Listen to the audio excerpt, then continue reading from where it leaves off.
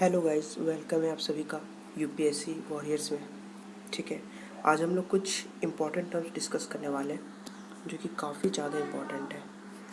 आप लोग देख सकते हैं, आप लोग की स्क्रीन पे शो हो रहा होगा competitive federalism and cooperative federalism. ठीक है, मैं क्यों ये वर्ड डिस्कस कर रहा हूँ पहले ये बता दे रहा हूँ। इसका use GS paper 2 and GS paper 3 में अगर आप लोग करते हैं तो ये ऐसे कुछ वर्ड्स हैं ना जिनका यूज़ करने से आप एक एज ले सकते हो दूसरों से। ठीक है, मैं ये नहीं कह रहा हूँ कि बहुत लोग मतलब इसका मतलब सबको पता होगा। ठीक है, बहुत लोगों को पता होगा, बट बहुत लोग ऐसे हैं जिनको पता नहीं है।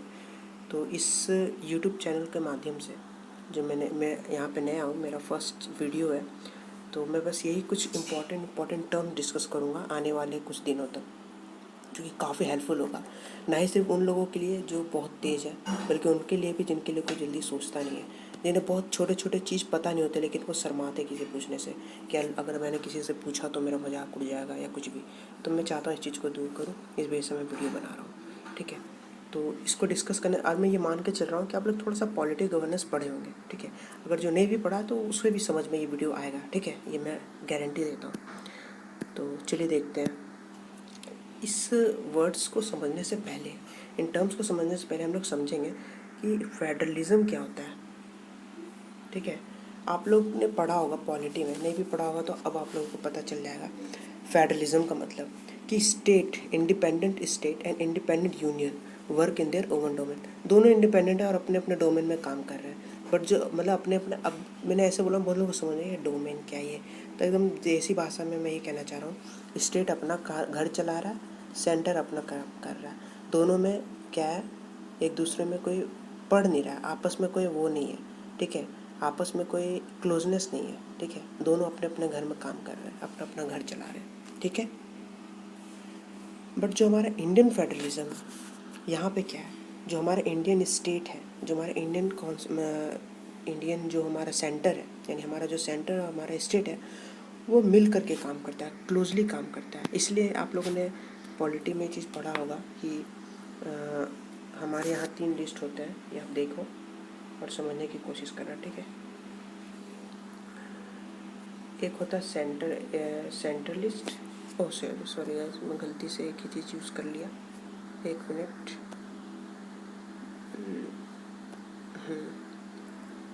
एक होता है सेंट्रलिस्ट, एक होता है स्टेट लिस्ट, और एक होता है बीच में यूनियन, सॉरी कंकरेंट लिस्ट। यार मेरे मुंह से पता है बार बार यहाँ पे है ना यूनियन आ जाता है, लेकिन कंकरेंट। तो हमारे पास 3 लिस्ट है। तो आप लोगों को पता है कि कुछ सब्जेक्ट्स पे सेंटर लॉ बनाता है, कुछ सब्जेक्ट्स पे स्टेट, बट कुछ सब्जेक्ट ऐसे जिसमें दोनों बना सकते हैं।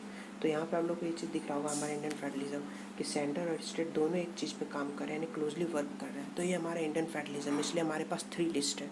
ठीक है, तो ये आप लोगों को समझ में आ गया होगा इंडियन फेडरलिज्म क्या होता है। अब हम लोग आगे बढ़ते हैं और जो हमारा मेन टॉपिक है उस पर थोड़ा नज़र डालते, फोकस करते हैं। वो टॉपिक क्या है, competitive federalism and cooperative federalism. तो चलिए आगे बढ़ते हैं, कॉम्पिटिटिव फेडरलिज्म क्या होता है वो देखते हैं। तो आपके सामने स्लाइड आ रहा होगा, देखिए यहाँ पे मैंने लिखा है कॉम्पिटिटिव फेडरलिज्म। ठीक है, अब इसे भी शुरू करने से पहले एक चीज़ और थोड़ा सा ध्यान दीजिएगा, ये आप हर जगह यूज़ कर सकते हैं। ठीक है, एक मतलब जनरल नॉलेज में दे रहा हूँ आप लोगों को।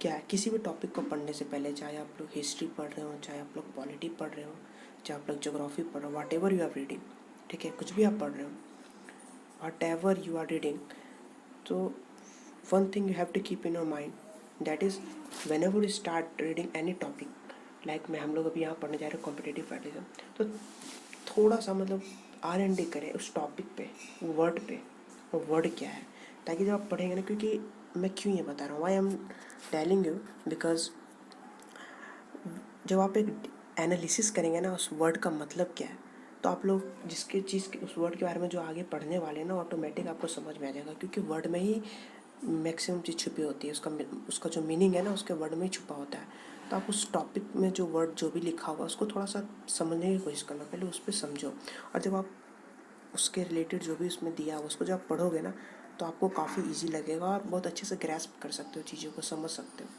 ठीक है, तो इसे हमेशा यूज़ करना किसी भी टॉपिक को पढ़ने से पहले, मैं तो हमेशा यही करता हूँ। तो जैसे कि यहाँ पे आप लोगों को दिख रहा होगा कॉम्पिटिटिव, ठीक है, फेडरलिज्म तो मैंने बता दिया। अब कॉम्पिटिटिव, सीधा सीधा बात है, कॉम्पिटिटिव यानी कॉम्पिटिशन। ठीक है, but on the basis of हम फेडरलिज्म के बारे में बात है। फेडरलिज्म में मैंने बताया सेंटर और स्टेट आता है, और हमारे इंडियन है तो क्लोजली वर्क करते हैं। तो अगर यहाँ पे देखो डायग्राम, एक छोटा सा मैंने डायग्राम बनाया है। इस डायग्राम में आप लोगों को दिख रहा होगा कि सेंटर और स्टेट है, ठीक है। तो सीधा सीधा है, इस डायग्राम से मैं ये बताना चाह रहा हूँ कि अगर कोई सेंटर कोई स्कीम लाता है तो उसको देख करके स्टेट भी लाएगा, ठीक है। यानी सेंटर और स्टेट के बीच में कंपटीशन हो रहा है इन टर्म्स ऑफ डेवलपमेंट। दोनों फाइट कर रहे हैं बट डेवलपमेंट के लिए, ठीक है। अगर सेंटर कुछ ला रहा है, कहीं कुछ पैसा भी दे रहा है, तो उसको देख के स्टेट भी आगे बढ़ रहा है, और स्टेट भी आपस में कंपटीशन कर रहे हैं डेवलपमेंट के रिलेटेड, ठीक है। अगर स्टेट कोई स्टेट है कुछ कहीं इतना डोनेशन दे रही है तो ये स्टेट भी देगी, ये कोई स्कीम ला रही है तो ये भी लाएगी, तो कंपटीशन हो रहा है। इसे कहते हैं कॉम्पिटिटिव फेडरलिज्म। आप लोग देख सकते हैं मैंने छोटा सा डेफिनेशन भी दिया है, मतलब छोटा सा लिखा भी है यहाँ पे समझने के लिए, आप लोग थोड़ा सा ध्यान देना।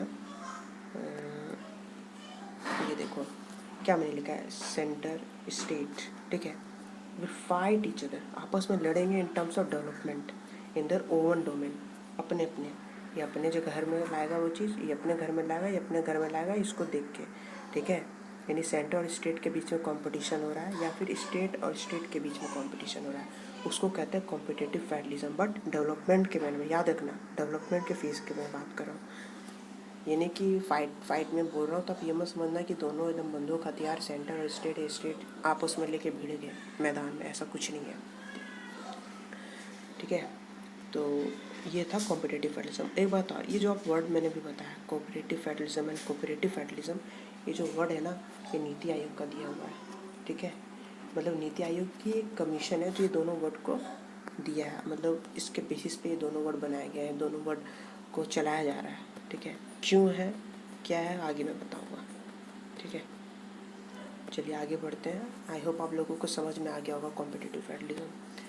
चलिए नेक्स्ट स्लाइड पे चलते हैं। देखिए यहाँ पे आप लोगों को दिख रहा होगा कोऑपरेटिव। अब यहाँ पे भी वर्ड पे पहला कोऑपरेट यानी कोऑपरेट करना, यानी सीधा सीधा मतलब मैं बता दे रहा हूँ। यहाँ पर देखो मैंने डेफिनेशन भी दिया है, centre shall hold the hands of states equally, ठीक है। सेंटर सभी स्टेट का इक्वली पकड़ के रखा है, यानी हाथ पकड़ के रखा है, किसी को कभी भी कुछ भी ज़रूरत है, ठीक है, तो सेंटर जो है सबसे पहले मदद के लिए जाता है। इसका बेस्ट एग्जांपल है हमारे सेंटर में, हाँ मतलब हमारे स्टेट में नेचुरल डिज़ास्टर आप लोग न्यूज़ में सुनते होंगे, तो आप लोग न्यूज़पेपर पे टीवी वगैरह पे आप लोग सुनते होंगे कि स्टेट के सेंटर की तरफ से इतने सहायता राशि स्टेट को गई, इतना कुछ दिया गया, सेंटर की तरफ से हेल्प किया गया, ठीक है। तो सेंटर है ना इक्वली हर स्टेट को मदद करता है। अब मैं इक्वली इसलिए बोल रहा हूँ ना, आप लोगों को पता है कि सेंटर पे भी अलग गवर्नमेंट होती है और कभी स्टेट पे भी अलग गवर्नमेंट होती है, ऐसे बहुत सारे हैं एग्जाम्पल्स, ठीक है, कि सेंटर स्टेट पे अलग अलग गवर्नमेंट। तो अब इसका मतलब ये नहीं होना चाहिए यार मेरा गवर्नमेंट ये मेरे पार्टी का नहीं है तो मैं क्यों हेल्प करूँ, ऐसा नहीं है तो एक जुट हम मिला करके हम इंडियंस ही है ना। मैं ज़्यादा आगे नहीं बताऊँगा, ठीक है, टॉपिक से हम हट जाएंगे, तो बस यही बताना था। तो सीधा सीधे इससे भी सिंपल अगर किसी को नहीं समझ में आ तो और इजी के लिए मैं बता रहा हूँ, ठीक है। सेंटर बड़ा भाई है और स्टेट सारे छोटे भाई हैं। अब जब भी छोटा भाई मुसीबत में पड़ेगा, छोटे भाई को कुछ भी ज़रूरत होगा, लैक ऑफ फंड है, कुछ भी है, तो बड़ा भाई हमेशा मदद करने आएगा, हाथ थामेगा। जब भी ज़रूरत होगा तो बड़ा भाई हमेशा हाथ थामने आएगा। तो जो हमारा बड़ा भाई है वो सेंटर है और जो हमारा छोटा भाई है वो स्टेट है, ठीक है। ये था हमारा कोऑपरेटिव फेडरलिज्म जो हमने कंप्लीट कर लिया। तो अब पता आप लोगों को ये हमारे जो भीमराव अम्बेडकर जी थे ना, इनका सपना था ये कोऑपरेटिव फेडरलिज्म और कॉम्पिटिटिव फेडरलिज्म, जो हमारा एक इंस्टीट्यूशन है, कमीशन जो है नीति आयोग में पूरा कर रहा है।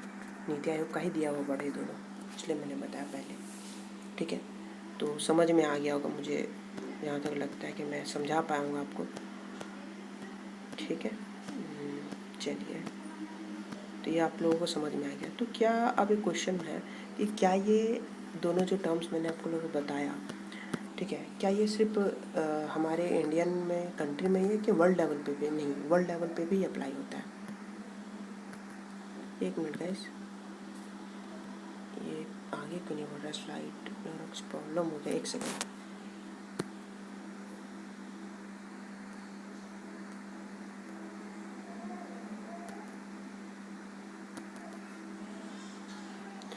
चलिए कोई नहीं, मैं यहीं पे डिस्कस कर दे रहा हूँ, ठीक है। कुछ प्रॉब्लम हो गया जो मैं, हाँ हो गया, चलिए ठीक है। ये क्या है ना, पहली बार वीडियो बना रहा हूँ, सब कुछ खुद से क्या है, तो मुझे उतना एक्सपीरियंस नहीं है, तो कहीं कुछ गड़बड़ हो जाए या हो रहा हो तो प्लीज़ थोड़ा कोऑपरेट कीजिएगा और कमेंट सेक्शन में बताइएगा कि और क्या मैं अच्छा कर सकता हूँ, ठीक ना। तो मैं क्या बता रहा था वो देखिए। ये दोनों जो वर्ड में क्या बोला कि क्या ये सिर्फ इंडियन में ही या वर्ल्ड लेवल पे भी अप्लाई होता है? वर्ल्ड लेवल पे भी अप्लाई होता है। आज वर्ल्ड लेवल पे भी हमारे कंट्री इंडिया जो है कम्पीट कर रही है।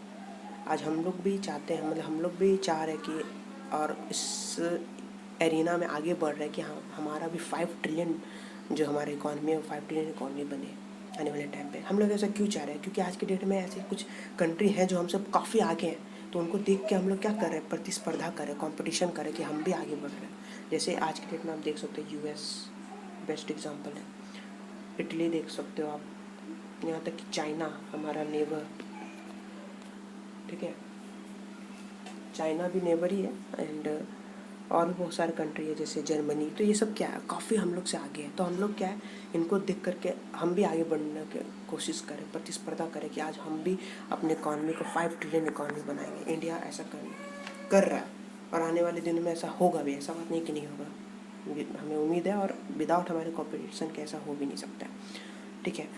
तो अगर किसी को नहीं समझ पाया तो उसको और सिंपल लैंग्वेज में समझाने के लिए आप लोगों को कह सकता हूँ कि आप लोग के क्लास में बहुत तेज़ लड़का और एक बहुत लो लड़का है, एकदम पढ़ने में जीरो है, तो क्या आप अपना कंपटीशन उस जीरो बच्चे से करोगे जो हमेशा क्लास में टॉप आता है उससे करोगे? जो टॉप आता है उससे करोगे ना, क्योंकि इसी को देख कर तो आप अपने आप में इम्प्रूवमेंट करोगे ना।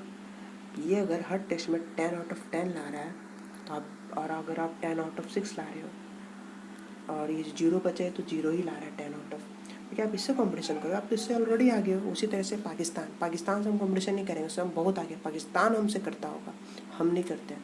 तो उसी तरह से अब साइड से बात है यार, नॉर्मल कॉमन सेंस वाली बात है कि अपने से ऊपर लेवल से ही हम लोग हमेशा कंपटीशन करते हैं। नीचे लेवल से करेंगे तो जो हमारा लेवल है वो भी नहीं बचेगा, ठीक है। तो वर्ल्ड लेवल पे हम लोग यहाँ पे इसका अप्लाई करते हैं। और कोऑपरेटिव फेडरलिज्म को भी हम लोग वर्ल्ड लेवल पे हम लोग करते हैं।